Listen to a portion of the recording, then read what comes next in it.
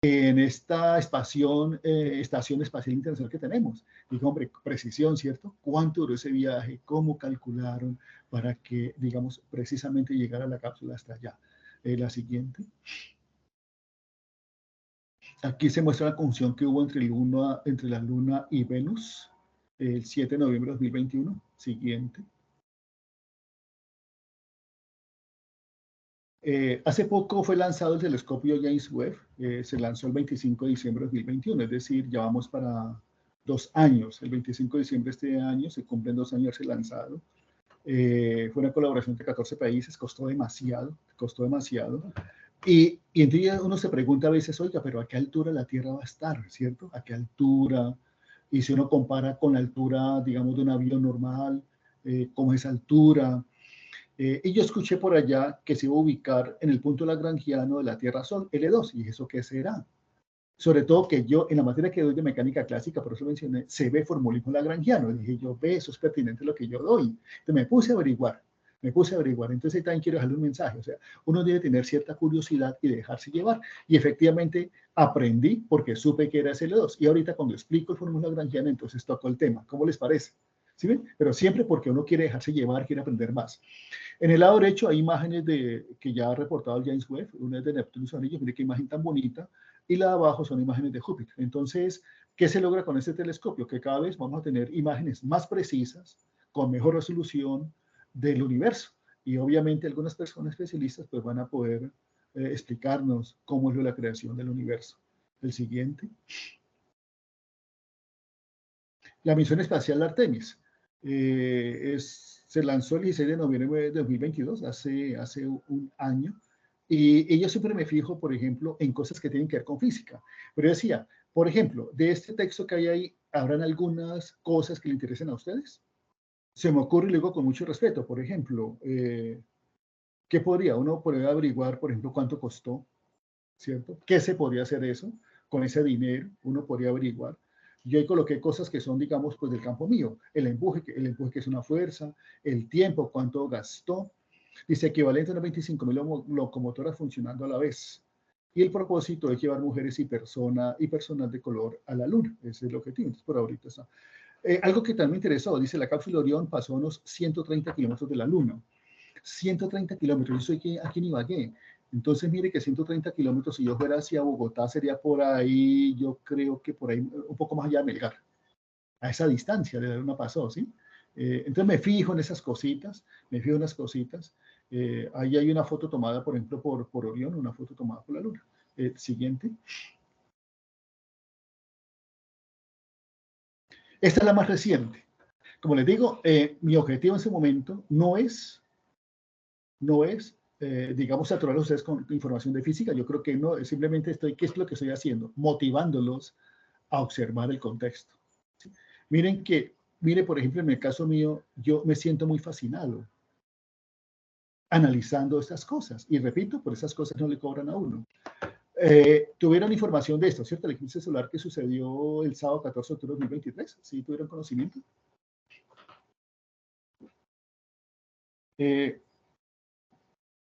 Pues les cuento algo. Yo me fui para el desierto de la Tatacoa.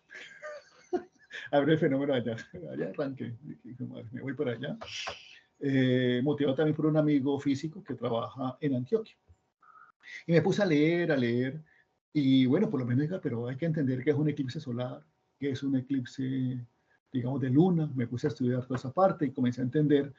Y también me di cuenta que había una forma de hacer unas cajitas. Entonces, la última imagen que hay una cajita que me dice muy sencilla, donde coloca un papel aluminio, le hace un huequito y luego recoge la imagen. Entonces, la parte negra que usted ven ahí, allá hace un punto, no sé si se alcanza a ver como un punto blanquito, pues esa era la imagen, en este caso, digamos, del sol, ¿sí? Y la imagen es invertida, uno puede explicarlo toda esa parte. Pero me puse muy contento cuando tomé sobre todo la segunda foto. No sé si alcanzan a ver ahí como una especie de disco, la segunda foto que está abajo, ¿sí? Cuando yo tomé esa foto dije yo, se justificó haber venido por acá. Así lo dije, ¿sí? Entonces, repito, hay que sentir placer, hay que tener curiosidad, no matar uno esa curiosidad y dejarse encantar por tantos fenómenos, digamos, de la vida cotidiana que se pueden articular a la disciplina que uno trabaje. Esa es como una primera reflexión que quiero hacer sobre la observación. No sé si hay algún comentario sobre eso.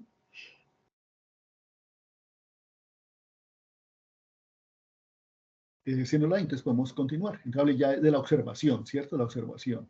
Y repito, observación desde la disciplina que uno trabaja. Entonces, ustedes, por ejemplo, que trabajan en el sector de la economía, de las finanzas, contaduría, yo creo que son muchas las situaciones que aparecen en el contexto, en la misma universidad, y que pueden articular a la disciplina que ustedes trabajan. Pero que se va a apagar. Ya, se me ha olvidado. La siguiente, por favor. Bueno, otra actividad importante, y voy contestando parcialmente la pregunta que me hizo Oscar, y yo la he llamado interacción académica. Recuerden que hay que adquirir ciertos hábitos, cierta formación para lograr uno formular problemas. Entonces, miren que es muy importante, por ejemplo, las reuniones de los profesores. Esas reuniones hay que volverlas un espacio académico. Lamentablemente, en nuestro medio sucede lo contrario.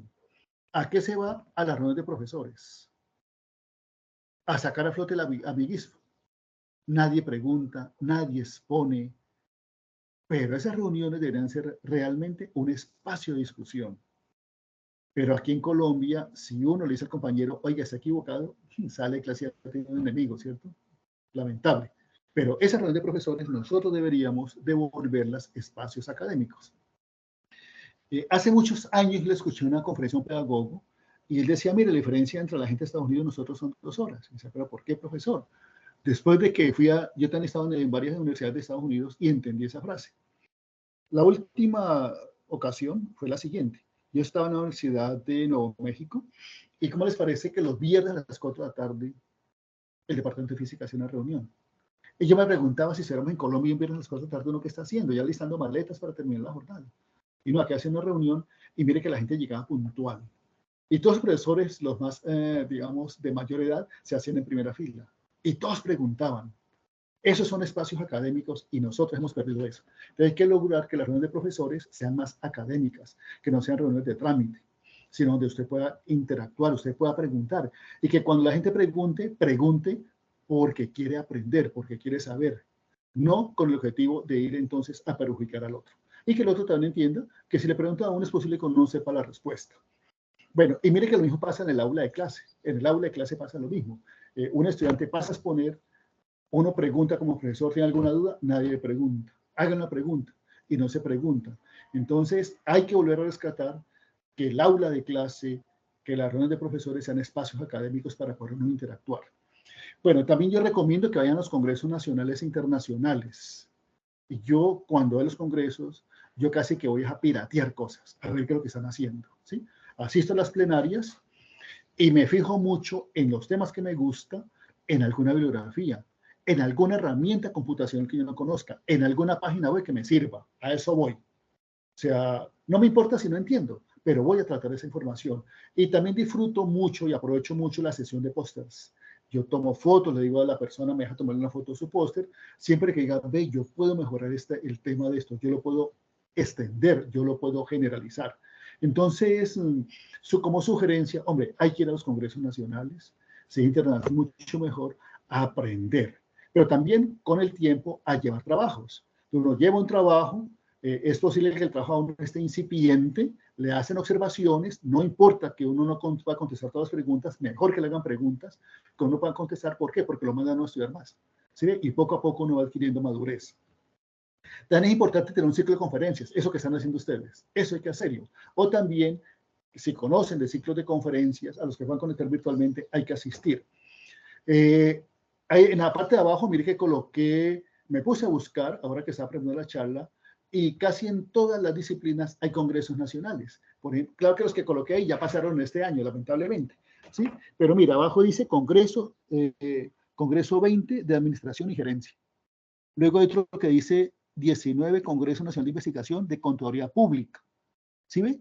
Entonces es importante uno estar pendiente de los congresos nacionales que se hacen en el área de uno. Particularmente, yo estoy interesado mínimo en 2 congresos. El Congreso Nacional de Física, que se hace cada 2 años, y el Congreso Nacional de Enseñanza de la Física, que también se hace cada 2 años, pero se alternan. Por lo menos a esos 2 yo procuro siempre asistir. Y hay uno muy técnico que se llama el Colombian Meeting on High Energy Physics, que es muy técnico sobre el área en el que me formé a nivel doctoral. De hecho, ahora en la primera semana de diciembre se va a hacer el congreso aquí en Ibagué, en la Universidad del Tolima. Entonces, casi siempre asisto mínimo a esos tres congresos. Bueno, ustedes tienen semilleros. Pues recuerden que existe el Red Colsi, la Red Colombiana de Semilleros de Investigación. Ya ahí coloqué la página web. Y también hay un encuentro. Por ejemplo, ahí se habla del Encuentro Nacional y Encuentro Nacional Internacional de Semilleros de Investigación Red Colsi. Eso fue en este año. Creo que se va a hacer me parece que en Santa Marta, me parece, ¿sí? Bueno, ahí les dejo solamente el título, pero es importante que ustedes asistan. La Universidad del Tolima está organizando en estos días un encuentro de semilleros regional, me parece que es entre Tolima y el Huila. No sé si lo vayan a extender hasta el Caquetá, ¿sí? Pero por lo menos sí está la situación y va a ser en estos días. Entonces, muy importante, repito, asistir a esos eventos. Los eventos son espacios de interacción académica. Y hay que ver, repito, la interacción académica como un espacio para uno comenzar a plantear problemas. Óscar, entonces, cuando usted tenga un problema, por ejemplo, es muy bueno planteárselo a un par, en un congreso nacional, en un congreso internacional, ¿sí? A ver qué está pensando esa persona de lo que uno está diciendo. Y ahí poco a poco usted va estructurando su problema. Sí, luego uno se anima a hallar un póster. Esa es la metodología que nosotros iniciamos. Tenemos siempre. Cuando tenemos resultados preliminares, llamamos un póster. Si lo tenemos un poco más condensado, si tenemos resultados, presentamos ponencia oral o pedimos, ¿sí? Y luego nos hacen observaciones y luego lo mandamos, entonces ya nos dedicamos a escribir el artículo y luego sometemos al arbitraje. O sea, eso no es de la noche a la mañana que ya sacamos el artículo, sino va por etapas. La siguiente, por favor. Bueno, yo también quiero resaltar esta parte. Y es, a veces uno dice, pero ¿en qué investigo, cierto? Mire, yo los quiero invitar a lo siguiente. A lo siguiente. Un área en el que podemos trabajar es en la siguiente, en enseñanza de la disciplina que trabajamos. En el proceso de enseñanza-aprendizaje de la contaduría. En el proceso de enseñanza-aprendizaje de las finanzas, ¿sí? Yo lo he hecho últimamente, repito, y ya tengo publicaciones internacionales en eso, para mejorar didácticamente los procesos de enseñanza de la física utilizando herramientas computacionales. Entonces, prácticamente me he vuelto como un experto y cómo ahorro tiempo, por ejemplo, resolviendo problemas que serían muy tediosos resolverlos manualmente utilizando algún software. Ahorita les comento cuál. Entonces, yo creo que aquí hay una línea de investigación y yo quiero invitarlos a eso. Ustedes podrán preguntarse, por ejemplo, cuáles son las dificultades de los estudiantes en el proceso de aprendizaje de la asignatura. Por ejemplo, díganme, por ejemplo, alguna materia en ese momento, para tomarla como ejemplo. ¿En qué materia podríamos trabajar? ¿Alguna materia que oriente Oscar, Edwin, por favor, que me digan? Seminario de investigación. Seminario de investigación, pero ahí algo más específico. ¿Qué temáticas abordan? Digamos que el seminario sería, pero para ir a tocar esos temas. Elaboración de una monografía, elaboración de un proyecto aplicado, elaboración sí, de pero entonces ahí ya estamos como llegando a la parte final. Entonces yo decía Canvas. Previamente. Aplicación de un Canvas a una empresa seleccionada. Listo. Dentro del Canvas. Sí, bueno, entonces mira, correcto. Entonces, pero alguna materia también que orienten de contaduría, de economía, de finanzas. Mercadeo, perspectiva del marketing. Eso, vamos a mirar mercadeo. Eso. Permítame solo utilizar la palabra mercadeo, ¿le parece? Por favor. Sí, señor. Entonces, usted puede hacer lo siguiente. Yo voy pensando en voz alta para la física y usted lo va aplicando a mercadeo, ¿vale? Por ejemplo, en física 1. En física 1, yo llevo, no sé, por ahí 20 años dando física 1. Digamos que me la sé de memoria. Pero siempre hay un tema mínimo que le quita a uno, que es más difícil para uno, ¿o no? Entonces yo creo que en mercadeo, Oscar, es un tema que así usted maneje muy bien la materia y dice, no, venga, vuelvo y repaso mis notas, ¿cierto? Entonces piense en ese tema. Aunque segmentación de mercados. Muy bien, entonces mire que si usted reconoce como profesor que tiene cierta dificultad, ahora piense en sus estudiantes, ¿sí? Aunque decir, por lo menos la segmentación de mercados no tiene, digámoslo, varias variables, pero digámoslo que hay dos cosas un poquitico más complejas, que es la conductual y la psicográfica, digámoslo así. Entonces, obviamente la manejo, pero considero que es un poquitico más compleja para explicar. Muy bien. Entonces, sugerencia. Ahí usted tiene un tema para investigar, Oscar. Ahí usted tiene un tema para investigar en la enseñanza de esa asignatura. ¿Sí ve? O sea, ¿por qué se le dificulta al estudiante cognitivamente? ¿Qué es lo que pasa? Las gráficas no están apropiadas. Ustedes saben que el ser humano, o sea, el cerebro, por ejemplo, para la matemática, tiene varias perspectivas para aprenderla. ¿Sí? Se le facilita más al muchacho una representación verbal, una representación gráfica, una representación tabular, por ejemplo. Pero ahí hay un tema entonces para investigar. Y usted puede ir acumulando semestre tras semestre, acumulando información. Pero luego ustedes también pueden pensar en la evaluación que hacen, ¿sí? Yo tengo el récord de lo que uno llama la sábana de calificaciones. Te dice, hombre, mire que en tal quiz siempre los muchachos me pierden. O es donde el porcentaje más alto de pérdida hay. Yo puedo estudiar sobre eso. Y hacerle un análisis cualitativo o un análisis cuantitativo a las evaluaciones que hago. Y entonces voy y me pongo a estudiar técnicas de evaluación y cómo puedo mejorar los procesos de evaluación. Los procesos de evaluación hay que mejorarlos hoy en día. ¿Por qué? Porque ahorita hay demasiada información y tenemos que cambiar, o sea, en esa parte. Pero yo también puedo diseñar estrategias didácticas para mejorar el proceso de enseñanza-aprendizaje. Entonces, quiero dejar atrás de esta diapositiva como esa semillita en ustedes, y es que pueden hacer investigación, repito, desde el aula. O sea, aprovechen el aula como un laboratorio in situ para hacer investigación. ¿Sí? Y los problemas que se presenten en el aula de ustedes no son problemas que se van a presentar en el país, en primer mundo, por ejemplo. Por lo menos, es decir, ahí no vamos a tener competencia para eso, ¿sí ven? Entonces, eso hay que hacerlo, repito, y podemos averiguar esa parte. ¿Sí está clara esa idea? No sé Sí, si les señor, gusta esa excelente. idea. Excelente. Bueno, sigamos. ¿Dónde encontrar la bibliografía?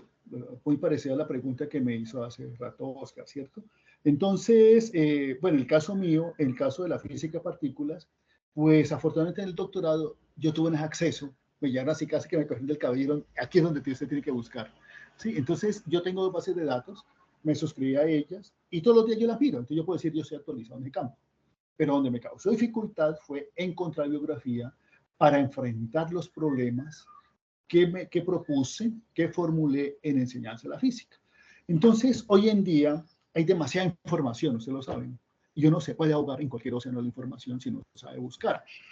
Es muy diferente a lo que sucedió hace unos años cuando, cuando me formaron, y el problema era que no había casi información. El profesor tenía el libro, lo escondía debajo, entonces con cualquier problema que le colocaba no lo rentaba. Entonces, en mi caso lo he aprovechado porque cuando le coloco un problema a un estudiante, no le digo el problema está aquí y está resuelto en tal parte. O lo puede resolver con ChatGPT, ¿sí? Entonces, por favor, va bien, explícitamente, explíqueme el problema, hágale ajustes, dígame una generalización que pueda hacerle a él y formule una pregunta adicional. Ahora yo estoy evaluando de esa manera. Esa me estoy motivando, digamos, a tener esa actitud.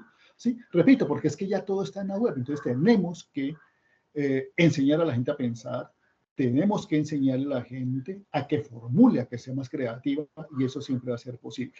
La siguiente, por favor, te voy a dar algunas ideas de cómo encontrar esa bibliografía.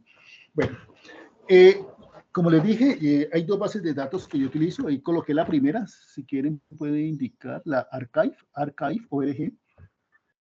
Esa es gratuita. Y coloqué en un recuadro que, aunque es de física, mire que también coloqué en el recuadro donde hay una flecha azul algo que podría tener con ustedes. Dice finanzas cuantitativas. ¿Sí lo ven? Arriba dice finanzas cuantitativas. Y también abajo dice economía.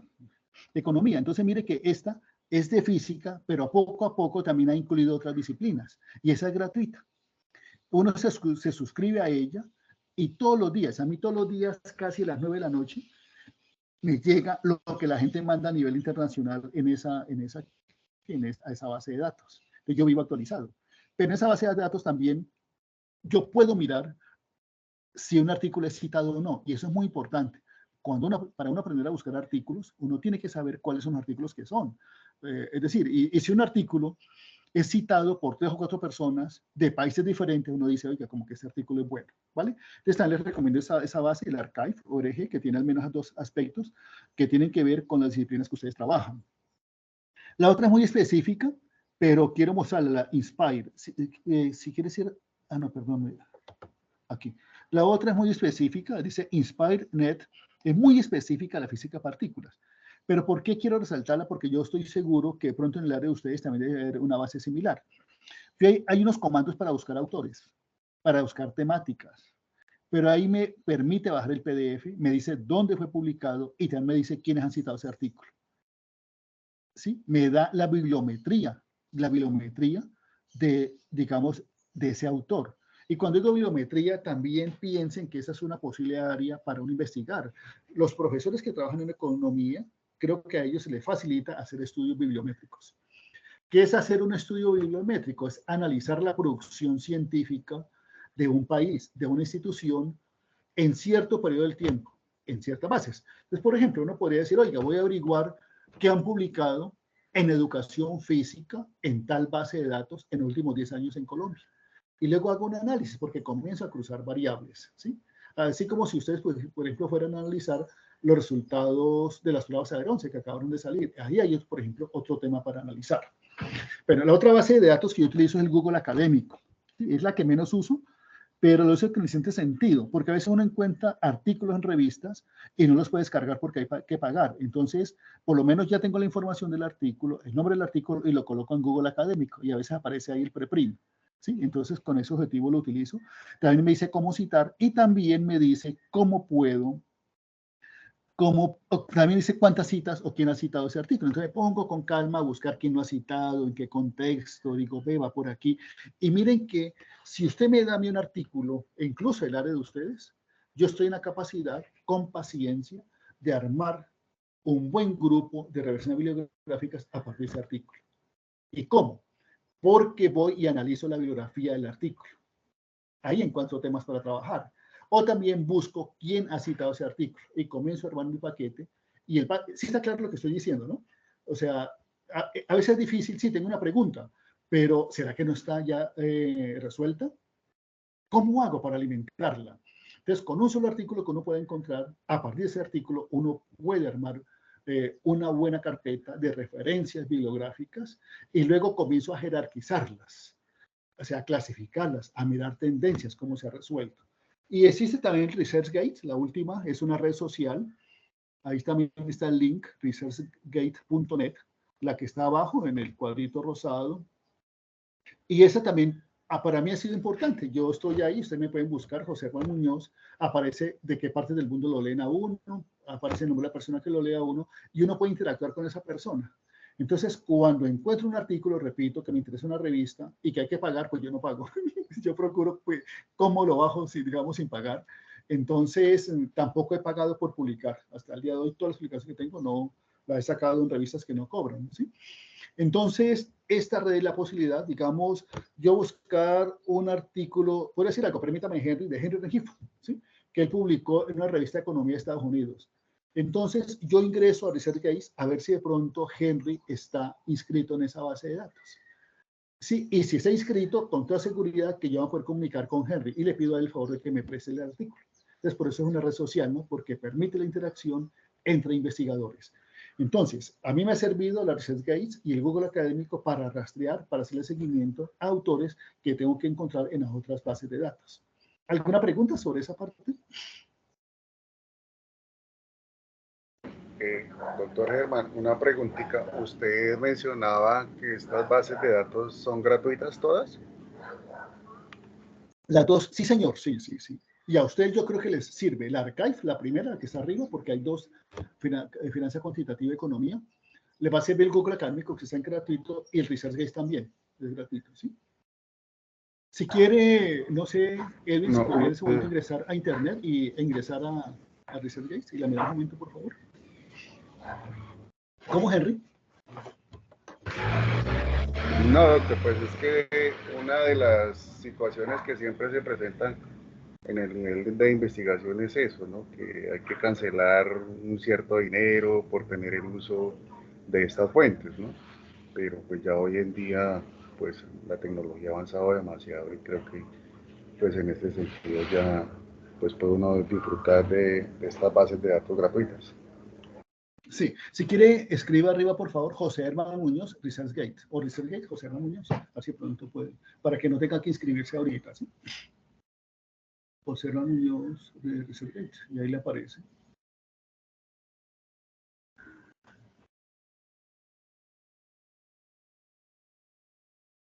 Así de pronto.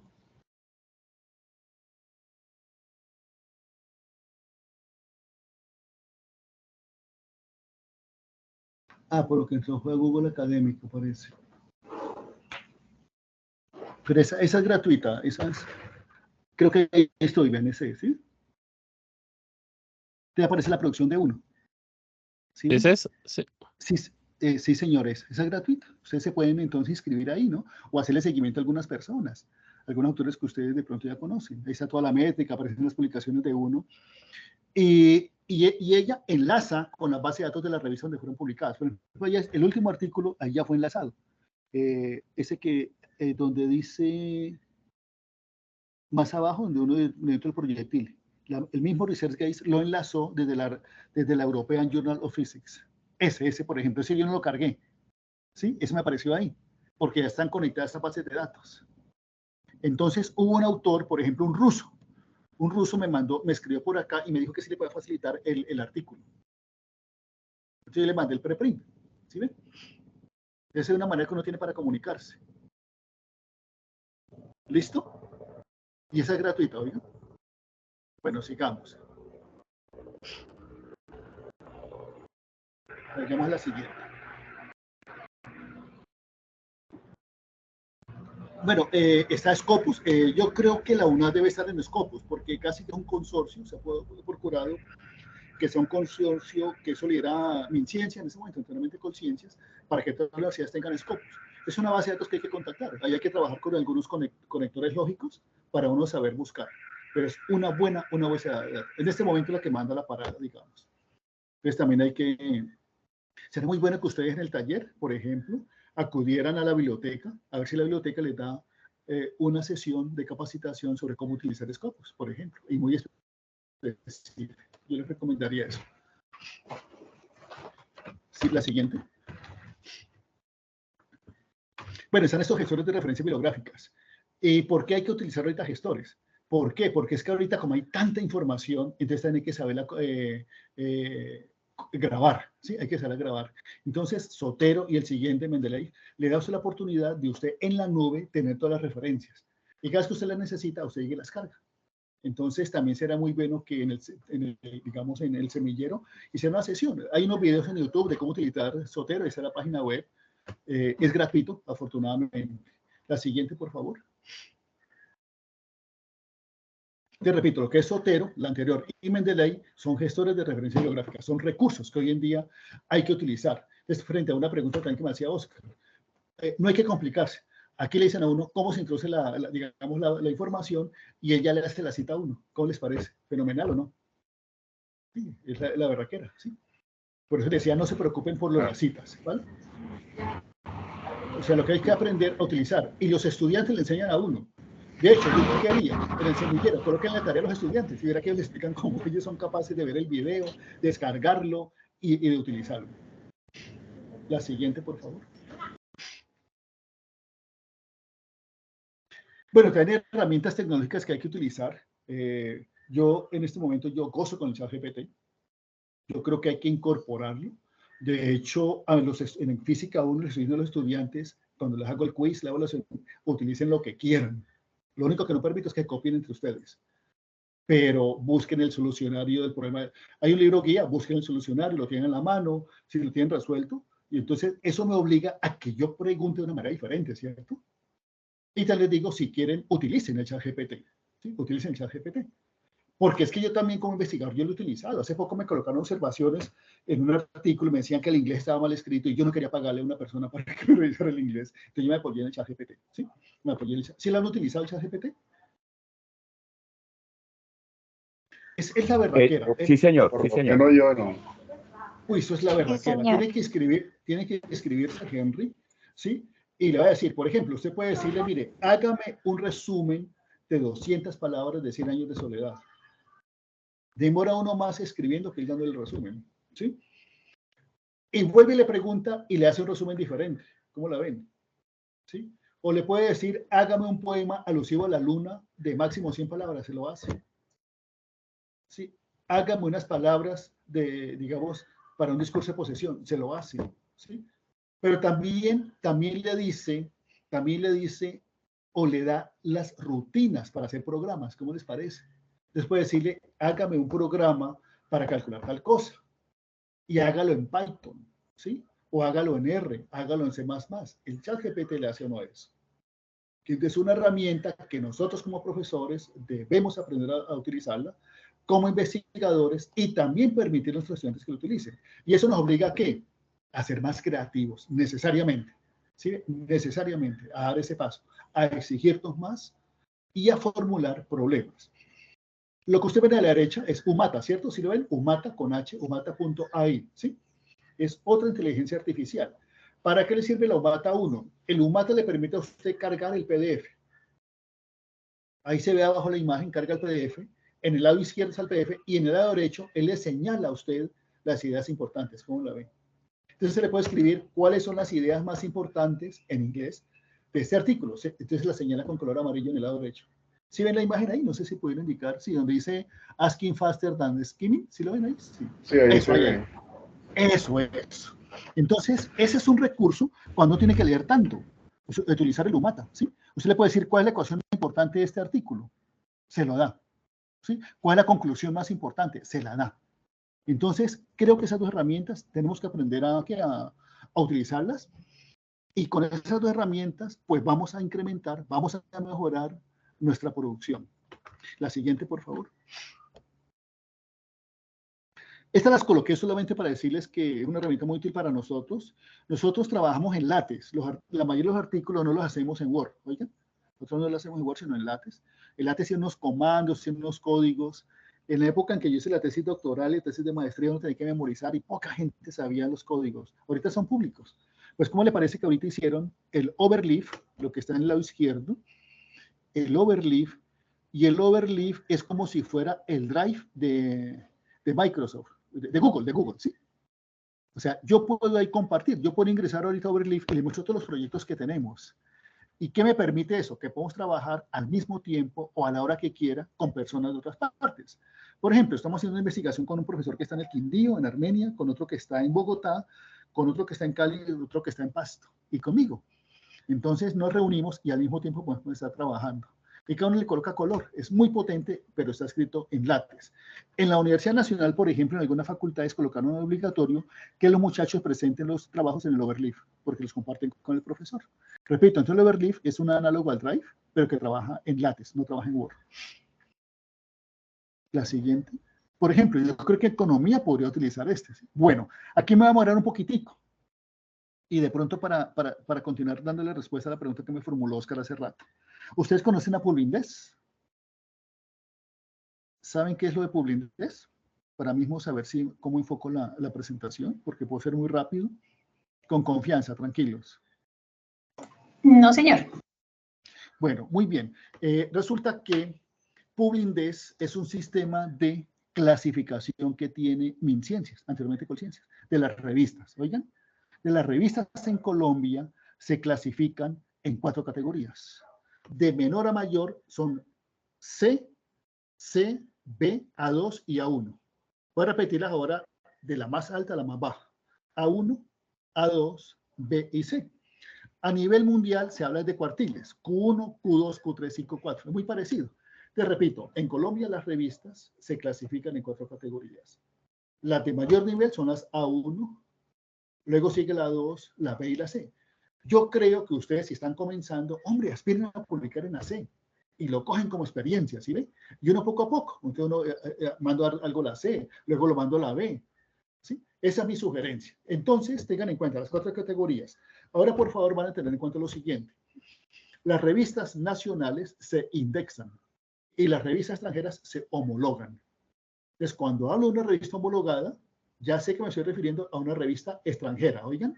Y cuando hablo de una revista indexada. Entonces, ahorita le voy a pedir el favor a Oscar que abra el archivo. Yo le mandé el archivo de revistas homologadas, pero quiero decirles que yo anoche me puse a buscar.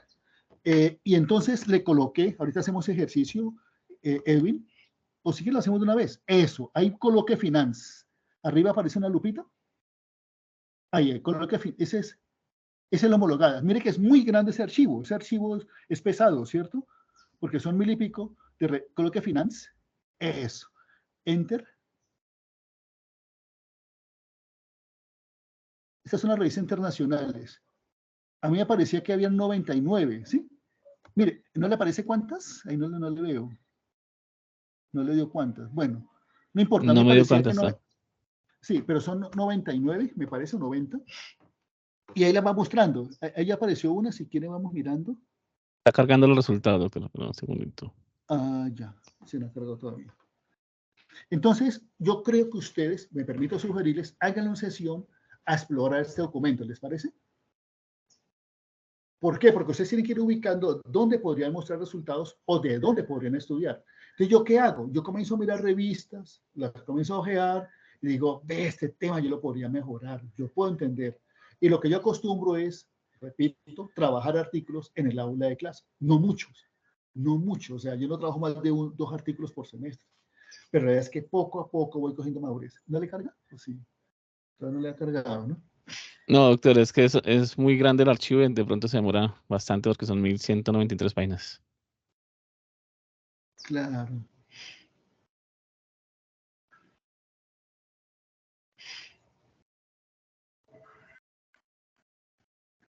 No lo toma toda la cantidad que tiene, no, pero pues sí sale, sí los busca por la palabra.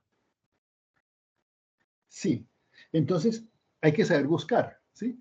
¿Yo qué hice? Yo primero coloqué en Google Translate. Por ejemplo, contaduría la había traducido mal, como en mi área. ¿Sí? Ahí comenzó a darle, ¿sí ve? Ahí ya comenzó a darle, ¿sí ve? Journal of Banking. Entonces, por ejemplo, voy ya buscando hasta allá una que les interese por el título, Edwin, y luego les digo qué hacer, ¿sí? Listo, no sé si finanzas está bien o otro tema. Escojan la que ustedes quieran. No sé, tal vez. Siga con la de mercadeo, que ese es el ejemplo que está colocando Oscar. Esas son las más exigentes, ¿no? A uno, pero repito, es que uno puede mirar, por ejemplo, Oscar puede decir, ve, este tema yo le veo en clase. Entonces, qué bueno sería, Oscar, por ejemplo, que usted diga, mire, muchachos, un porcentaje no sé si lo pueden hacer, pero expóngame en este artículo, ¿sí? Y uno comienza. Ahora les digo, le doy algunas sugerencias de cómo analizar un artículo. Entonces, yo cojo la revista y me voy para Google, y allá voy y la rastreo.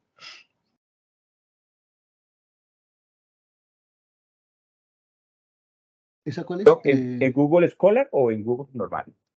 Google normal, voy y la busco, ¿sí? Está buscando algo de merchandising. Busquemos algo de finanzas como para salir en ese momento. ¿Qué les parece?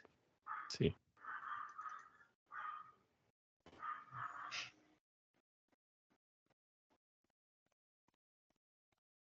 Finance, listo. ¿Cuál encontró? Bueno, un segundito.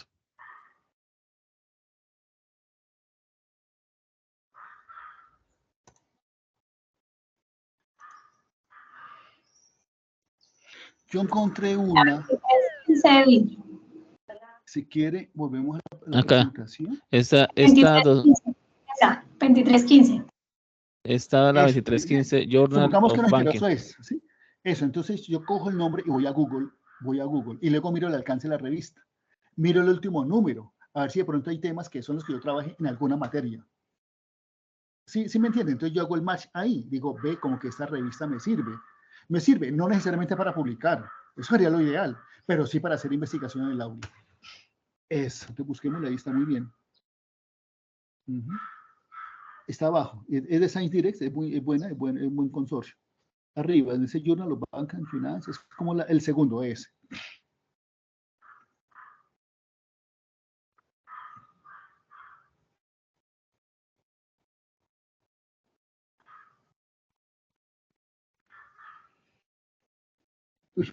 Acepta muy rápido, 4 días. ¿Sí? Entonces hay un momento donde darme la posibilidad de mirar el último número. About the Journal.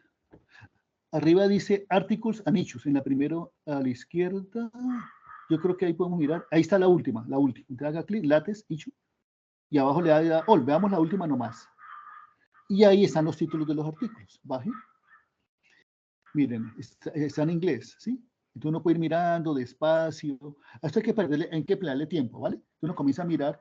¿Y yo qué haría? Repito, yo digo, este tema yo lo manejo. Yo puedo colocar ese artículo este semestre en ese, ¿sí? Y le digo al muchacho, me el favor, y me exponen este trabajo. Ahora cuento la metodología que utilizo frente a eso y que me da resultado.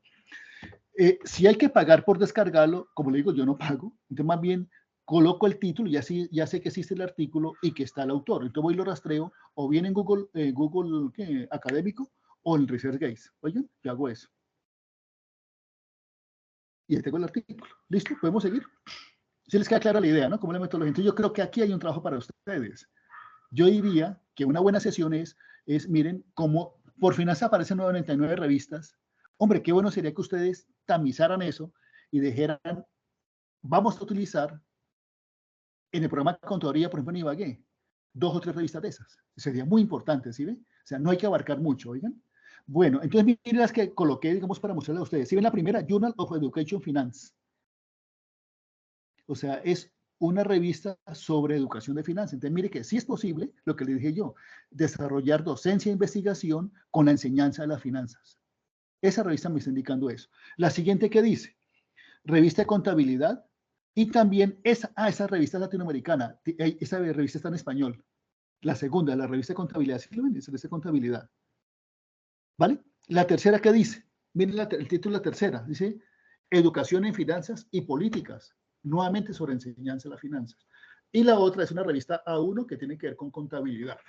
Bueno, si yo busco por contabilidad, accounting, me aparecieron 80 revistas en ese listado de las revistas homologadas.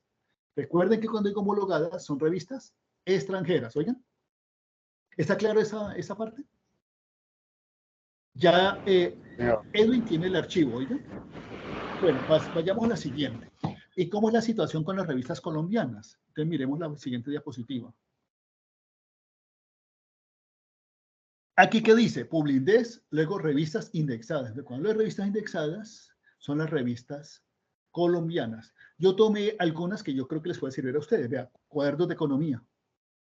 Esa se publica en la Nacional. Cuadernos de Contabilidad en la Javeriana. Cuadernos de Administración en la Javeriana y también Cuadernos de Administración en la Elbach. Y la otra de la EAN. Después de A92 está pequeñito el título. Creo que se llama Revista de Administración de Empresas, me parece. Si gusta, Edwin, vamos a abrir el archivo de revistas indexadas. Ese es más corto, es un artículo solamente de 15 páginas. El de revistas indexadas, sí, ese sí, ¿no? De 15 páginas. Ese sí. Sí, podemos ir mirando. O sea, yo eso es lo que hice yo anoche cuando estaba preparando eso para ustedes. Bajemos, creo que en la página 3 donde aparecen. Ah, sí, eso es buena idea, sí, señor. En la página 3. En la página 3 donde dice cuaderno, mira, ahí está, en la 53 dice cuadernos de administración, la hoja javeriana y es categoría C. ¿Sí ve? Entonces, sugerencia. Hombre, en los últimos números de cuadernos de administración y ustedes pueden decir, mire, yo estoy dando en mis clases utilizando un artículo publicado recientemente y se lo dan a sus estudiantes para que lo reproduzcan y luego que lo puedan generalizar, que lo puedan extender. También está cuadernos de administración de la del Valle. ¿Qué más dice ahí? Cuadernos de contabilidad. Más abajo en la 57 vuelve a decir cuadernos de economía, ¿sí? Repito, A1 y A2 son elevadas. Hombre, trabajen con C y con B inicialmente y luego están colocando metas y van subiendo de nivel. Además que este archivo es fácil de mirar en una hora porque no son sino 15 páginas. ¿Alguna pregunta sobre eso? Entonces podemos seguir. Este material es muy bueno para esa parte de conciliación de las preguntas, Oscar. Oiga, o sea, para la formulación. Porque hay usted decir, ve, pero la idea que yo tenía aquí está, pero mire que le falta tal enfoque. Entonces yo puedo por ahí ultimar detalles y delimitar mi problema. La siguiente, por favor.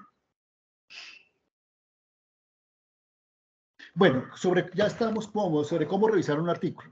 Entonces, les decía que a mí me ha funcionado mucho lo siguiente. Me ha funcionado lo siguiente, sobre todo aquellos estudiantes que dicen, profe, que ayúdeme, que estoy perdiendo la materia. Y le digo, mira, aquí tienes ese artículo. Reprodúzcalo, repítalo. ¿Sí?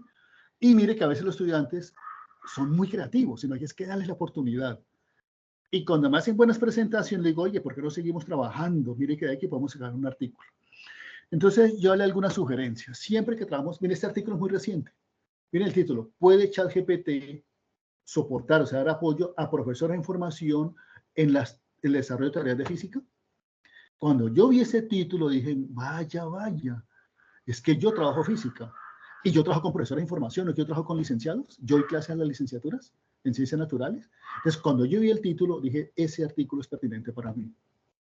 Y me puse a ojearlo y mire que trabaja con cinemática, lo que yo enseño en Física 1. Entonces, ¿qué tengo en este momento?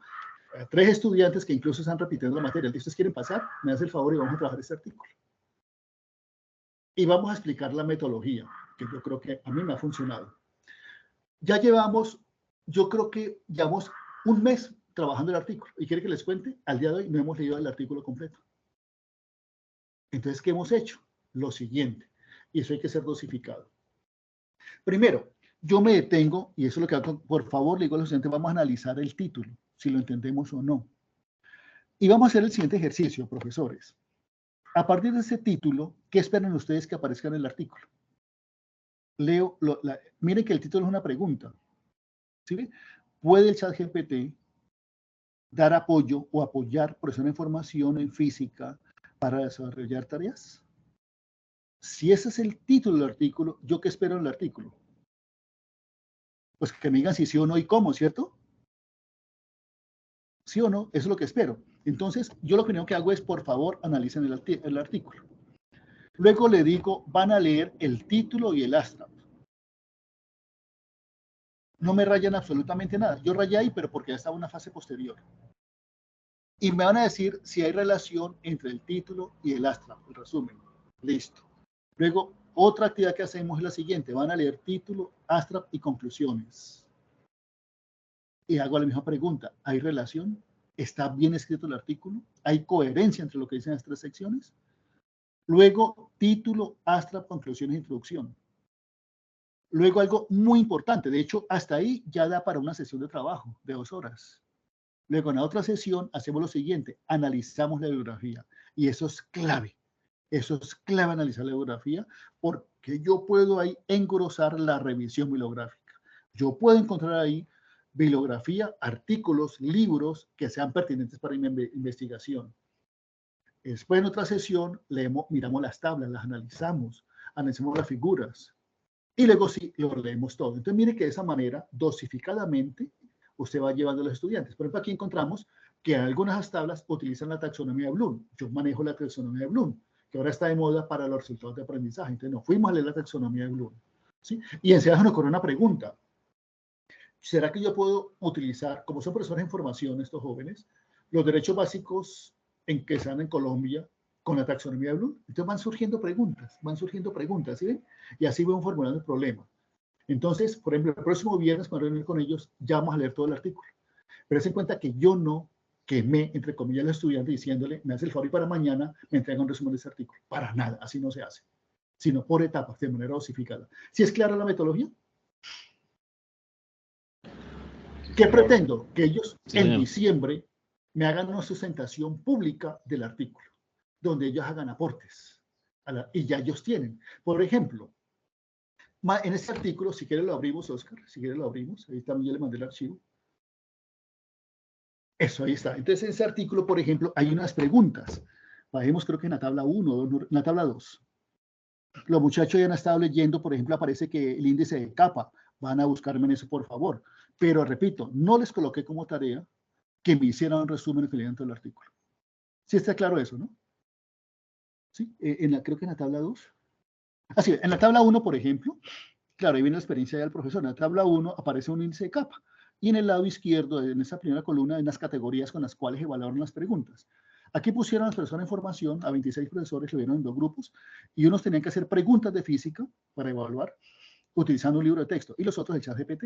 Y lo que hicieron mirar la calidad de las preguntas. Entonces, obviamente tuvieron que tener algunos criterios cualitativos para hacer eso.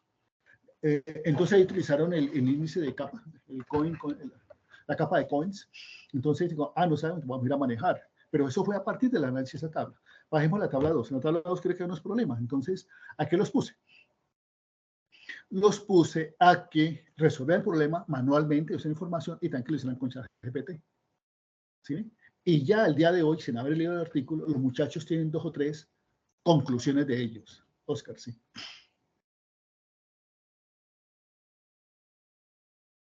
Doctor, yo creo que, doctor, pues realmente es súper. Yo creo que tomándome la vocería antes de, no sé si exista en el próximo espacio, volver a sostener un tema puntual sobre esto, porque realmente queda uno con ganas de más.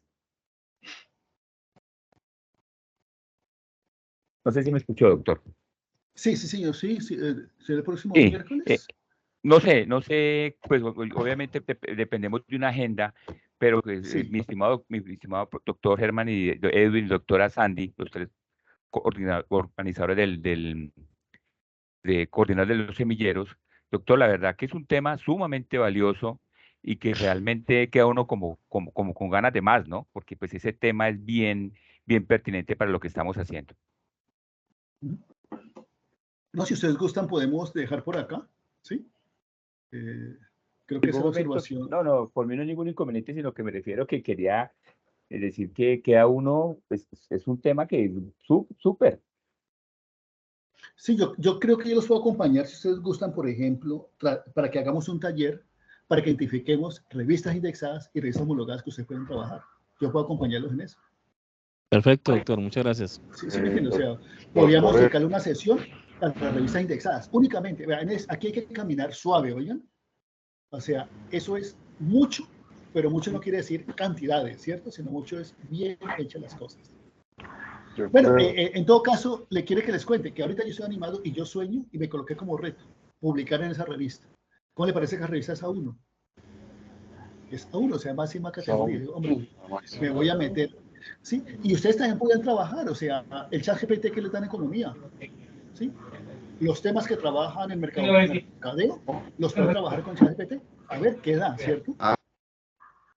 Y repito, mis 3 estudiantes que están trabajando de esto, por ahora no han leído todo el artículo, pero ya tienen cosas originales para decir, que demoraron 2 minutos diciendo, pero ya tienen cosas originales para decir. Y eso es investigar, oigan, eso es investigar. O sea, tiene que ser gradual por etapas. Si quiere, vayamos a la otra, rápidamente les cuento. Volvamos a la conferencia.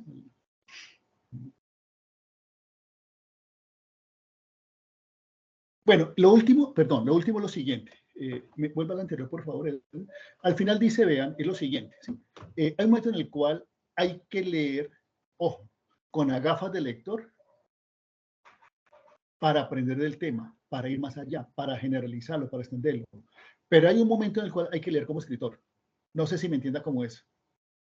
Por ejemplo, cuando ya tengamos como resultados, yo tengo que leer ese artículo como escritor. Acá hago referencia.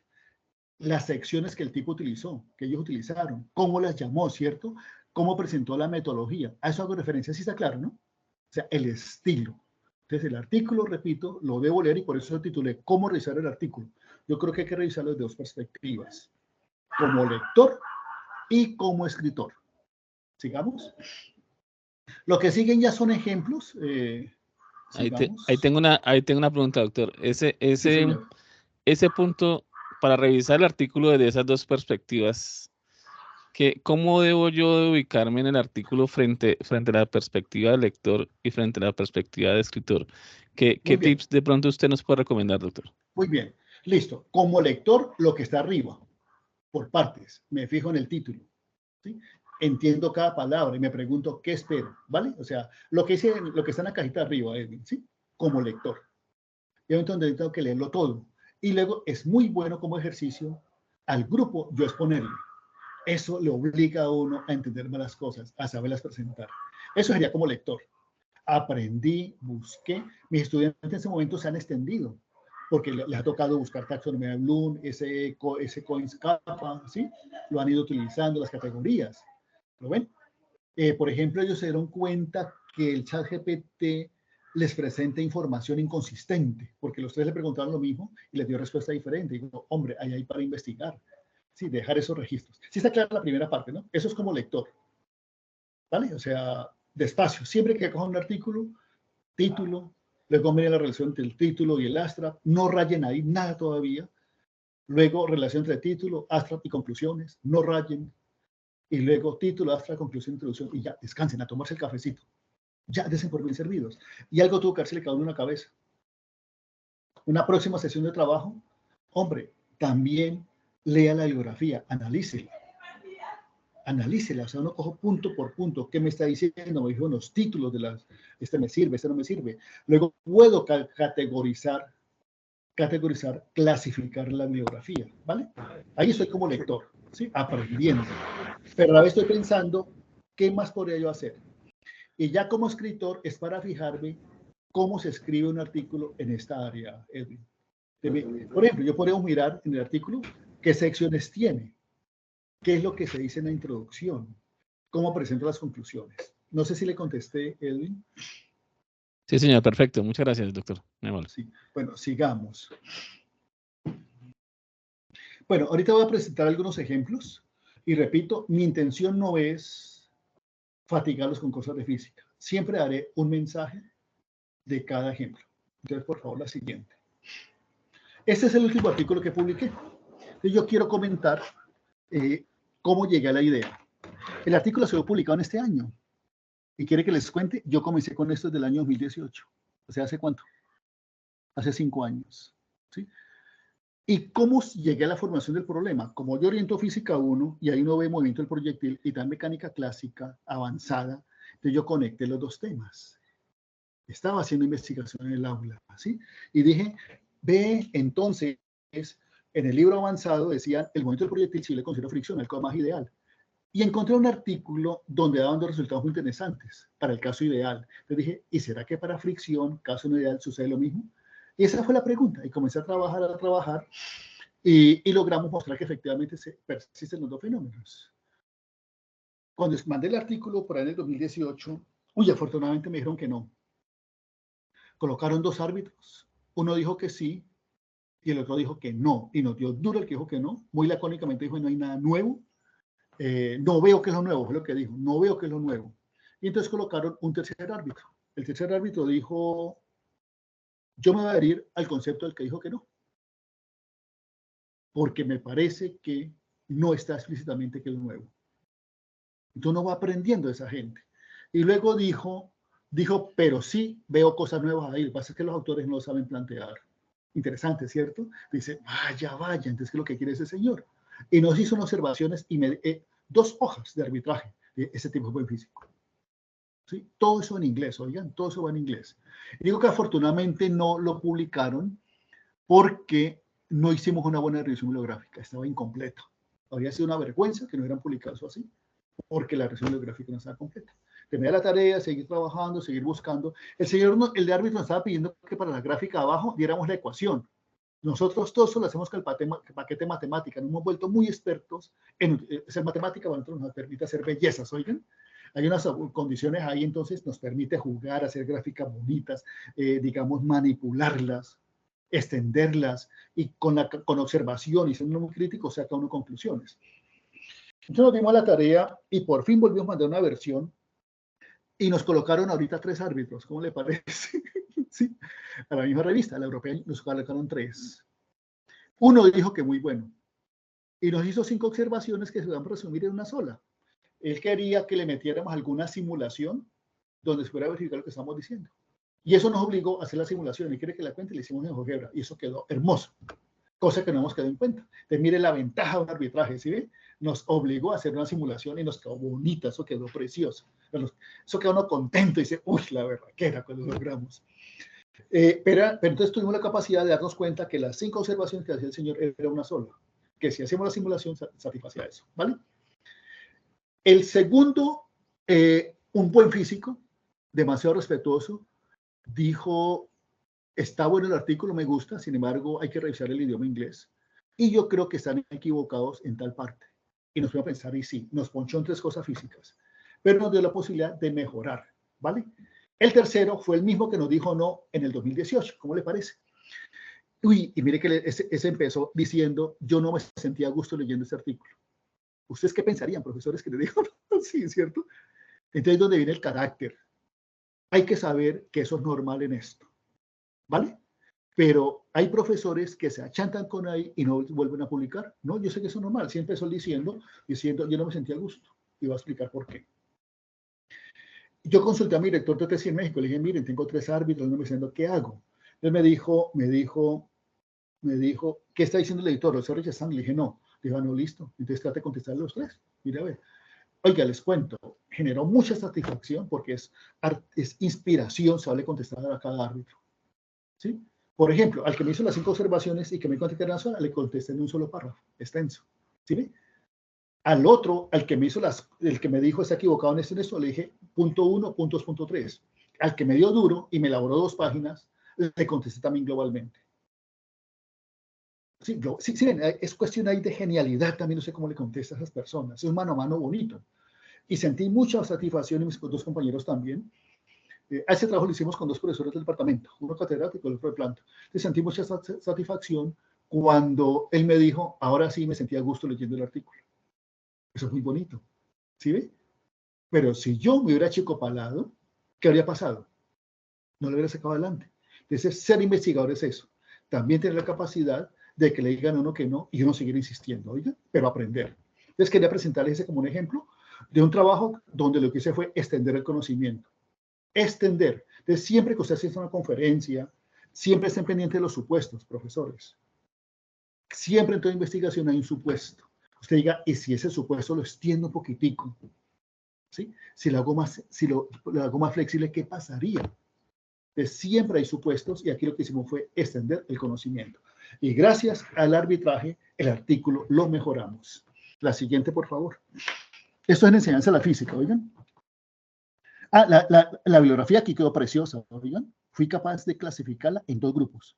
Entonces, ese es también un aporte de ese artículo que dan. Bueno, este artículo es muy reciente, también de este año, y tiene que ver con física de partículas. En este sí es más técnico. ¿Recuerdan las 2 primeras bases de datos que les dije? Yo las leo permanentemente. Todos los que están ahí tienen formación doctoral. Todos los compañeros que hay tienen formación doctoral. Entonces, estamos adiestrados, haciendo entre comillas, a sacar artículos en ese campo.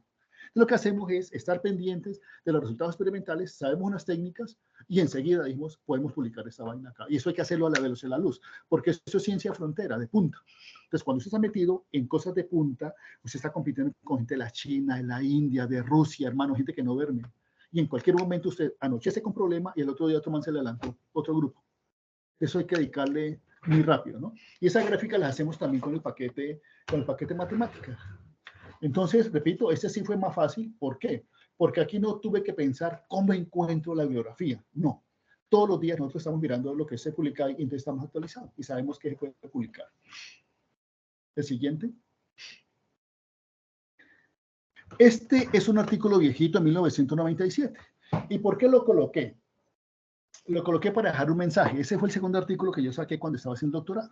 Mi director de tesis me dijo, Herman, una gente de la India publicó tal cosa. Entonces, por favor, va y reproduzca lo que aparece como ecuación 9. Oiga, reproducir, repetir. Uno dirá, pero lo pusieron a repetir. Sí, señores, eso es válido. Hay que poner a gente que reproduzca las cosas. ¿Y saben por qué? Por lo siguiente, ¿cómo le parece que, no sé si vean un factor que dice MBMT al cuadrado? ¿Sí lo ven? En ecuación 9.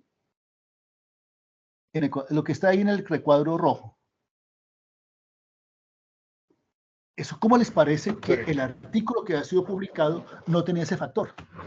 Entonces, ¿qué pensó mi director de tesis? Herman se equivocó. En esa época se calculaba a mano.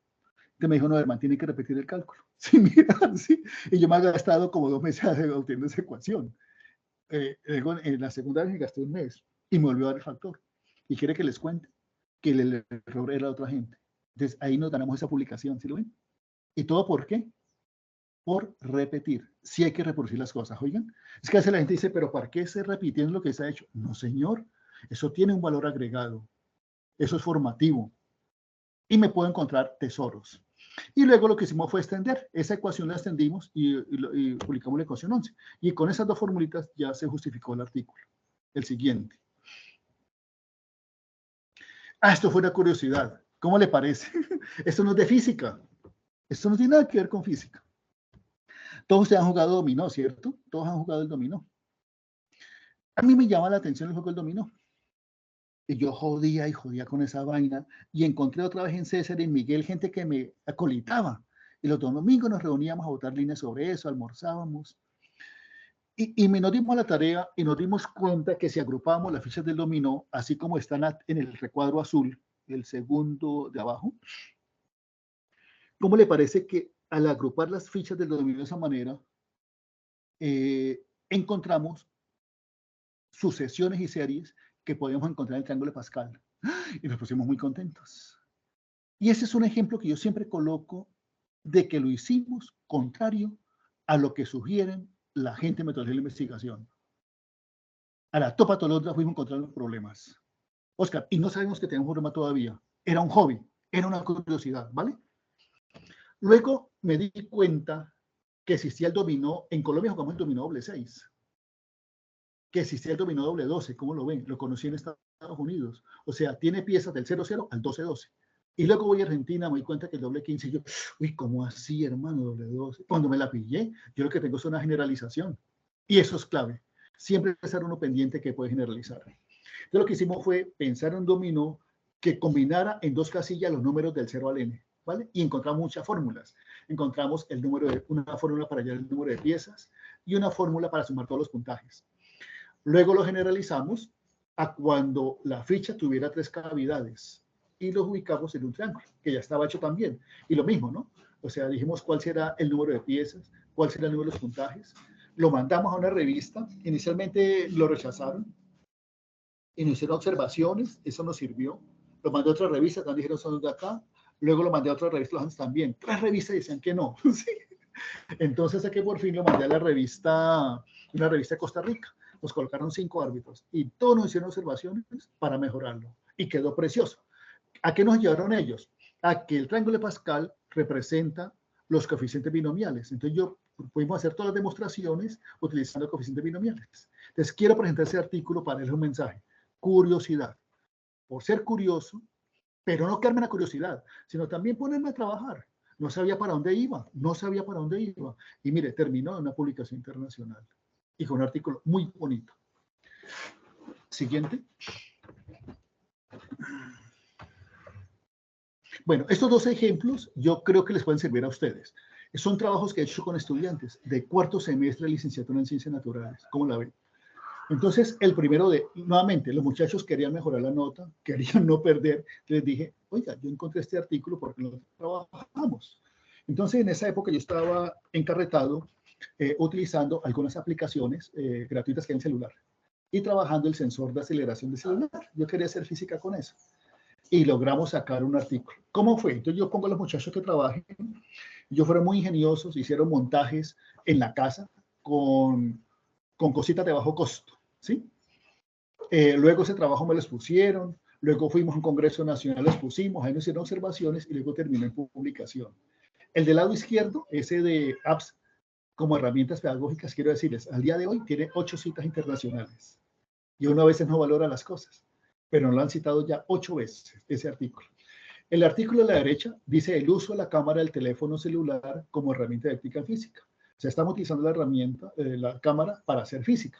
Yo le di al estudiante un artículo que encontré publicado en Argentina, donde ellos analizaban un chorro de agua a través de una fotografía.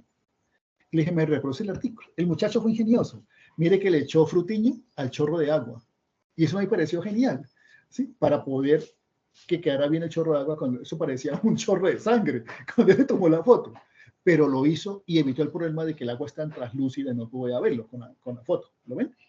Me pareció genial y dije, ve, eso está muy bueno, hombre, venga, miramos. Y aprendimos con un montón de cosas y también terminó publicado. Al día de hoy este tiene 4 citas internacionales. Entonces, mire, ese es el trabajo, repito, que ustedes pueden hacer. Otra vez, ¿qué hicimos? Reproducir un artículo que estaba en alguna revista, que no era mucha categoría, pero que yo sabía que podía reproducirlo y que sabía que podía orientar a los estudiantes para que lo reprodujeran. Y los muchachos siempre le van a encontrar un valor agregado si usted trabaja con esa perspectiva. Siguiente. También, esto se hizo con 2 estudiantes, con uno de la licenciatura en Ciencias Naturales y con mi hermana que trabaja.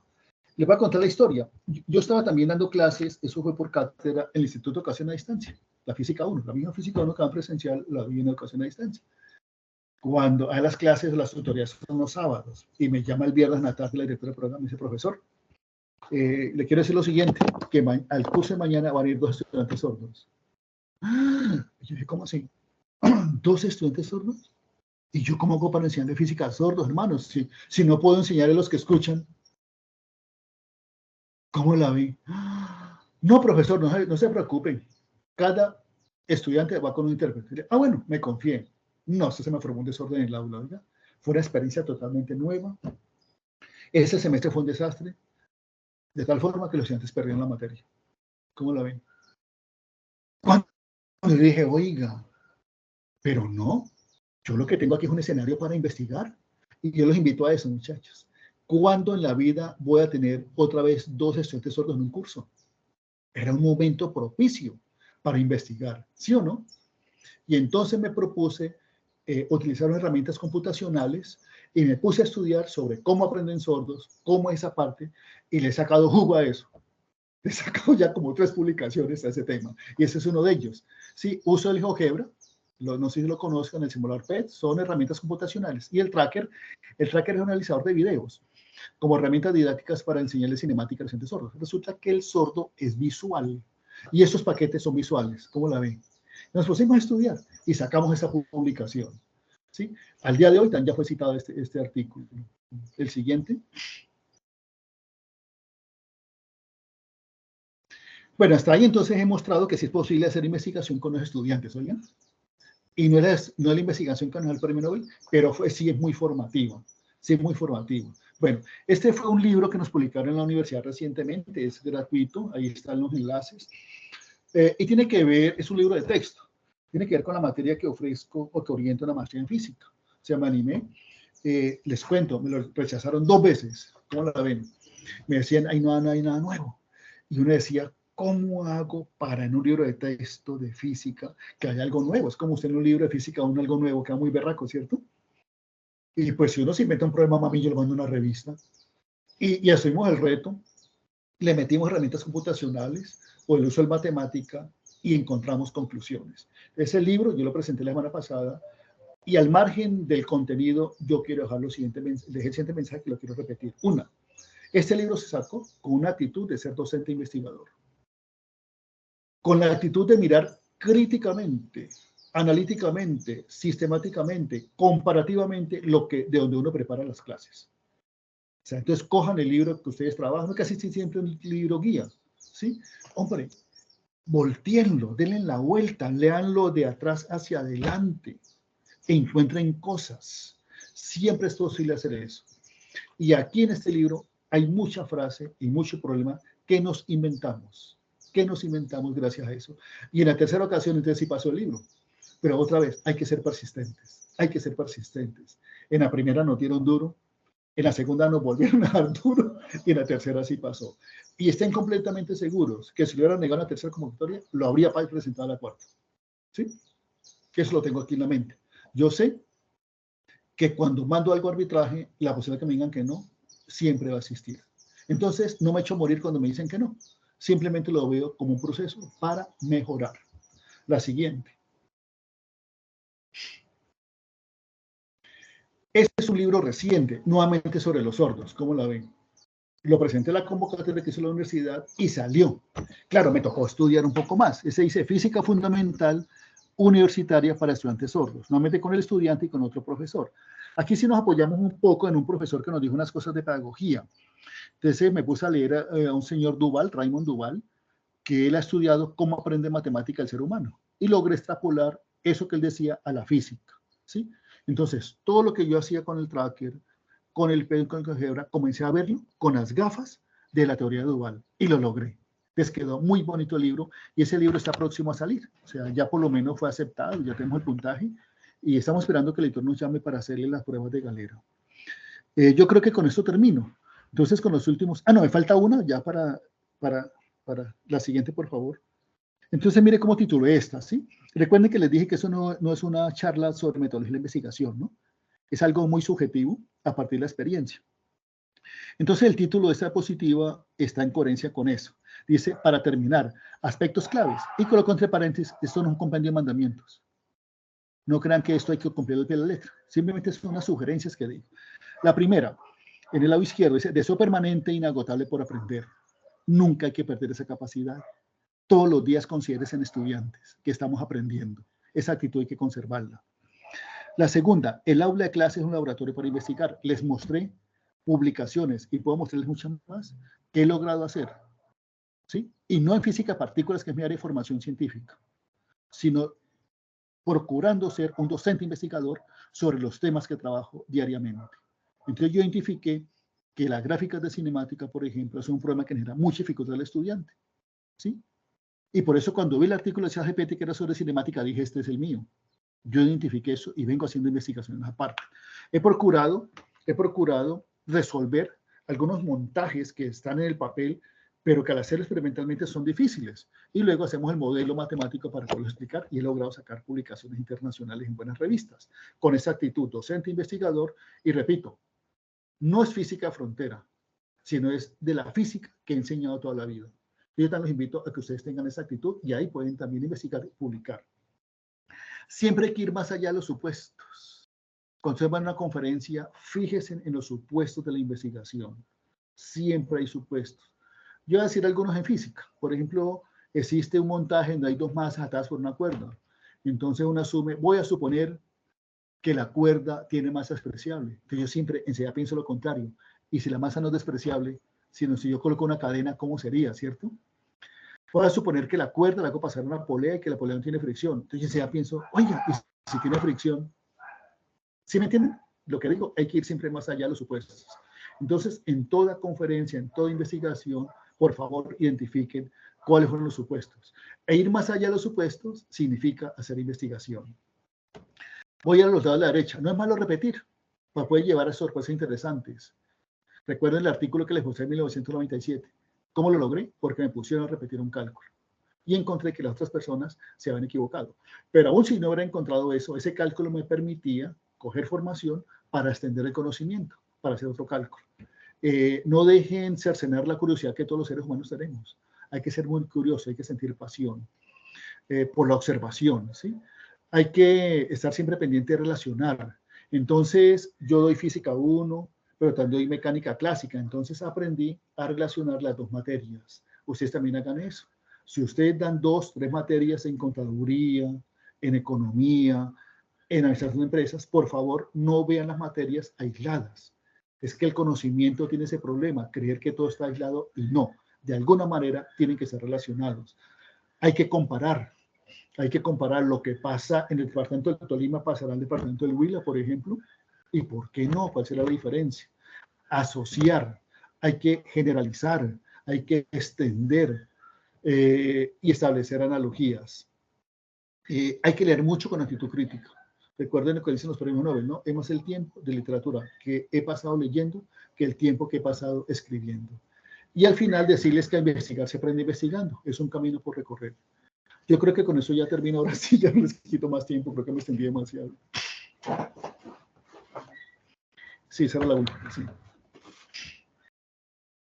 Doctor, pues agradecerle de verdad por el tiempo que ha sacado de su agenda para nosotros, para esta charla, de esta sesión de capacitaciones de los semilleros de investigación de CACEN, de la UNAD de acá, el CEAD de Ibagué. Agradecidos por habernos compartido su experiencia en investigación, por darnos esa cantidad de consejos y tips para que nosotros podamos, como docentes investigadores y como estudiantes investigadores que están en la reunión, poder aprender un poco más de su conocimiento. Y esperamos poder tenerlo nuevamente con nosotros de manera presencial en un taller que podamos organizar de acuerdo a la agenda, que usted nos pueda orientar. Ya lo organizaremos con el profesor Henry Regifo, que también ha sido partícipe del semillero de COSUR, la gestión de poderle invitar a usted a esta sesión, doctor. Entonces estamos muy agradecidos con usted y con todos los participantes y con los líderes del semillero de COSUR y el semillero Dior y la doctora Sandy, líder de la CACEN y líder del semillero SUNAT. Muchas gracias a todos y a usted, doctor. Muchas gracias, mi doctor Germán. Es un gusto haber compartido estos valiosos momentos y esperamos que sea más seguido. Aló, doctor Germán. Muchas gracias. Doctor Germán, muchas gracias a usted por su conferencia. De verdad que han sido muchos aportes valiosos y nos deja a usted como iniciando esta tarea que muy seguramente más adelante podemos ahondar en algunos temas que quedaron pendientes, que también era la intencionalidad de esta conferencia y de esta charla, doctor. Mil gracias. Muchas gracias a ustedes. Para uno es un reto. Gracias. No, con mucho gusto, ¿no? Para mí es un reto dirigirme a un público que no es físico, ¿sí? Y yo espero no haber abusado de ustedes dándoles temas ahí que no tenía por qué irlos a expresar, sino quise ser muy didáctico, utilizando cosas de física para luego aterrizarlas de ustedes. Entonces para mí ha sido un reto y yo creo que yo tengo la oportunidad de estudiar gracias al Estado colombiano y en la medida en que yo pueda divulgar y construir la formación de la gente, yo creo que estoy haciendo patria y por eso lo hago encantado. Pues doctor, usted dijo algo que tomo la palabra, pues podríamos de pronto hacer una investigación sobre talento humano, mercadeo y física.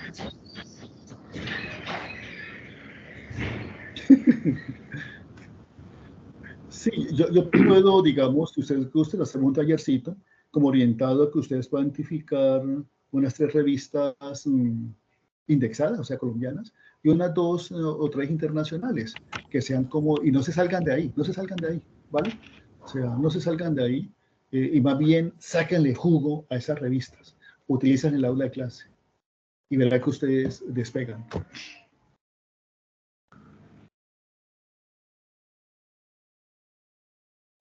Creo que la doctora Sandy iba a decir unas palabras, si no estoy mal. Bueno, sí, no, igual que todos los compañeros, pues agradecerle al doctor Hernán realmente compartir su experiencia en este aspecto de la investigación y darnos esos tips. Es algo que pues tanto los docentes como los estudiantes pues apreciamos bastante. No es fácil investigar, no es fácil escribir, pero pues como les estaba escribiendo allí, es un ejercicio de aprendizaje que nos enriquece y que cada día aprendemos, ¿no? Nadie se las sabe todas y pues esa es la idea, ¿no? Seguir creciendo como profesionales y pues enamorarnos un poco más de esto que es la investigación. Muchísimas gracias, doctor José, por su experiencia y por compartir su conocimiento con nosotros. Con mucho gusto. Listo, entonces quedamos pendientes. Gracias. Doctor José Germán, muchas gracias y hasta